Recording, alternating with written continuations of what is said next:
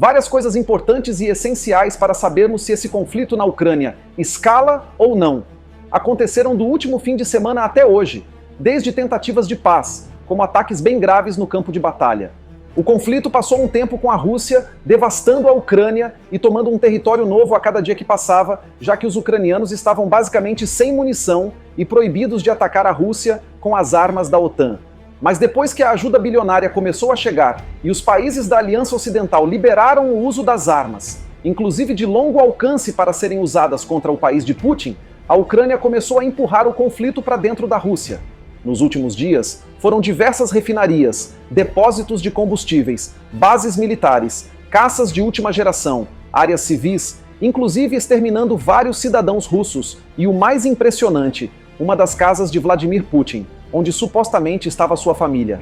Falando em casa de Putin, ele foi atacado diretamente 2 vezes. A primeira foi no ano passado, quando a residência oficial no Kremlin foi alvejada por drones com explosivos. E há pouco tempo, o esconderijo da sua família ficou em chamas. Nós fizemos um vídeo contando e vou deixar o link no primeiro comentário fixado. A Rússia continuou avançando, destruindo a infraestrutura energética da Ucrânia, onde grande parte do país já não tem mais eletricidade, e o caos está tomando conta da vida dos ucranianos. Tanto que a esposa de Zelensky disse que os cidadãos do país estão enfrentando esgotamento psicológico. Putin, que ainda não usou nenhuma arma nuclear, como prometeu caso o conflito chegasse a esse estágio, resolveu viajar e formar a sua própria OTAN. De um dia para o outro, ele estava na Coreia do Norte e fechando uma aliança militar nuclear com Kim.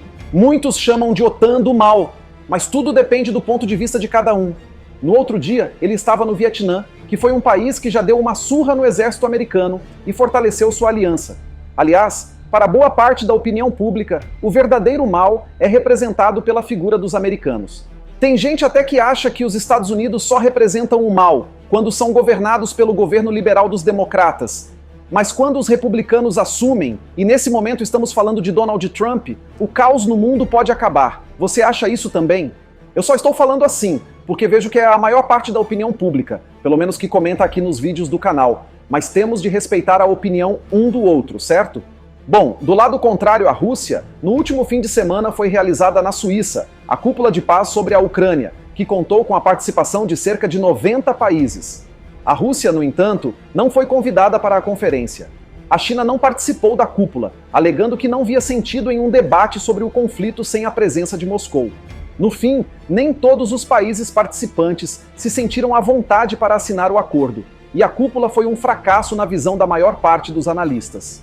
Além do Brasil, países como Índia, Arábia Saudita, África do Sul e Emirados Árabes Unidos também não assinaram o documento final, ou seja, países que têm boas relações com a Rússia e também integram o BRICS. Dessa forma, o porta-voz do Kremlin, Dmitry Peskov, se ofereceu para novas negociações de segurança com os Estados Unidos, mas enfatizou que o assunto principal precisa ser sobre o conflito da Ucrânia. Todo mundo aqui sabe as cláusulas propostas por Putin, não é mesmo? Para quem não sabe, eu explico rápido. Putin quer tomar os territórios separatistas e encerrar o conflito sem sanções e sem precisar indenizar Zelensky. Dessa forma, Peskov disse que os russos estão abertos ao diálogo, mas a um diálogo amplo e abrangente, que cubra todas as dimensões, incluindo a relacionada com o envolvimento direto dos Estados Unidos neste conflito. Do ponto de vista da Casa Branca, é o presidente russo quem faz com que um acordo de paz seja impossível de ser alcançado, já que ele não quer abrir mão de absolutamente nada. No vídeo de hoje vou continuar contando o andamento do conflito, inclusive que escalou com a destruição de mais uma parte da Rússia. Em compensação, a Ucrânia está desaparecendo do mapa pouco a pouco, e eu vou mostrar como. Por esse motivo, está em curso a entrada dela para o bloco ocidental, e eu vou explicar se isso implica em uma guerra mundial ou nuclear. Enquanto sigo com a matéria que eu peguei no Sky News, Al Jazeera, The Guardian, Sputnik e RT News, vai comentando qual aliança é o eixo do mal, a OTAN ou a aliança entre Rússia, China, Coreia do Norte, Irã e seus parceiros. Me explica o porquê. Mas antes de continuar esse vídeo, se você ainda não é inscrito, não perca tempo, se inscreva aqui. Vale a pena, eu te garanto. Deixe seu like para o YouTube recompensar o núcleo da Terra, e se você curtir muito esse conteúdo, ajude nosso trabalho clicando em valeu. É muito, mas muito obrigado pela força de sempre.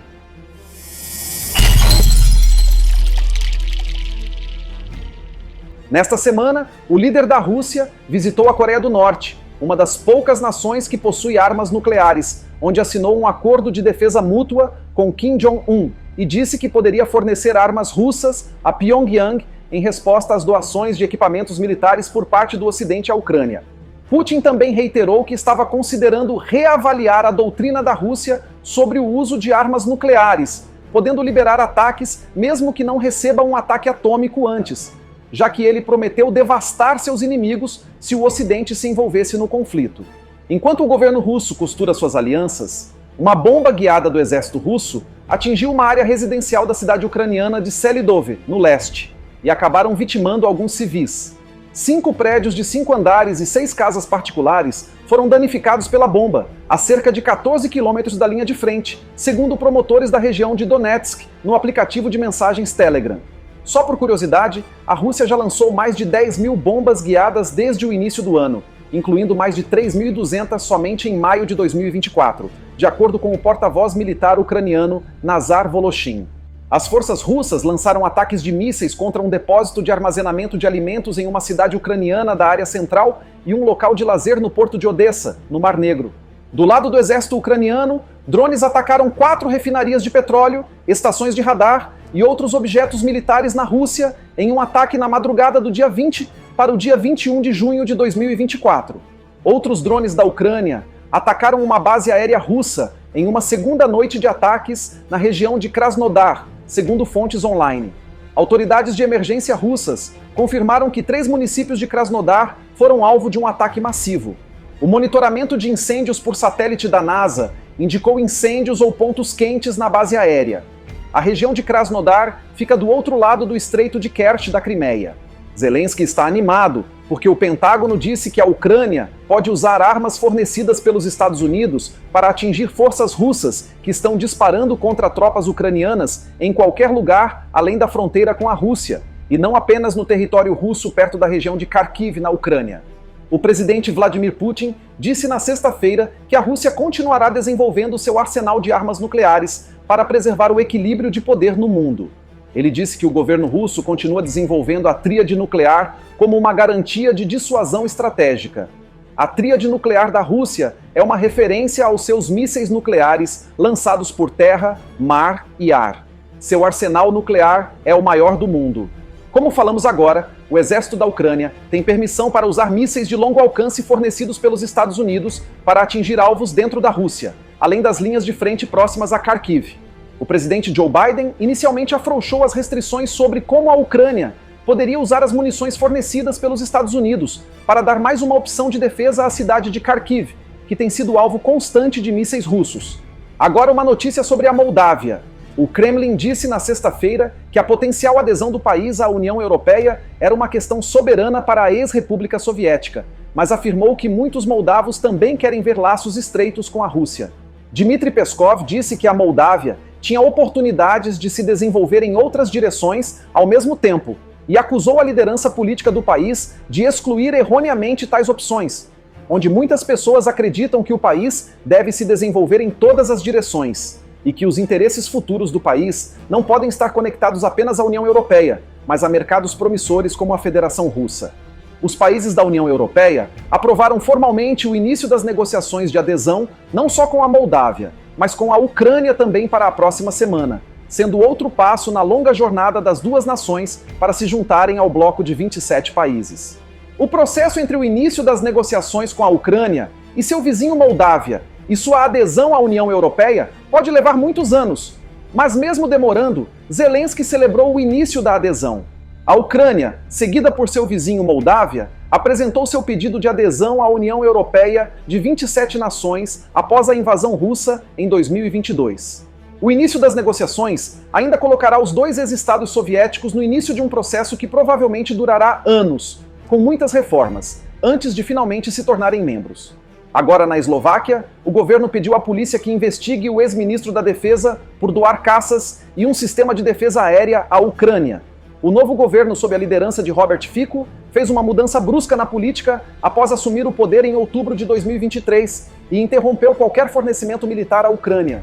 Segundo o governo de Fico, doar o sistema de defesa aérea expôs o espaço aéreo eslovaco e colocou os cidadãos em perigo, considerando assim que o ex-ministro traiu a Eslováquia.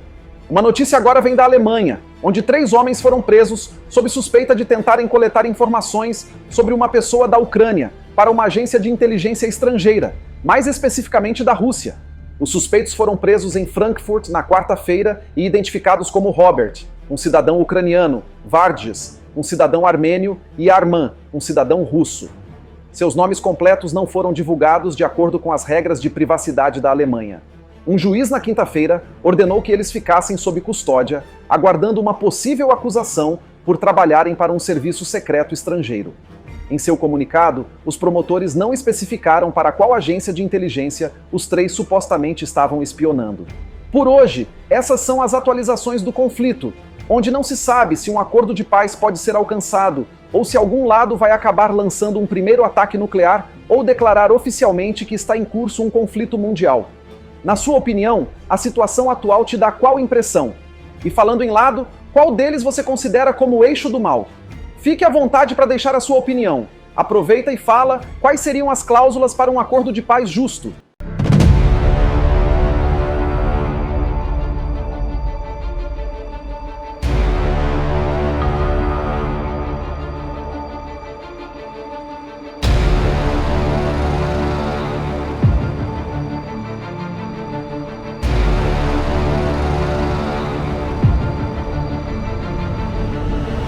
Muito obrigado por chegar ao final de mais um vídeo. Você é demais e eu te agradeço muito por isso. E se você ainda não é inscrito, não perca tempo, se inscreva aqui.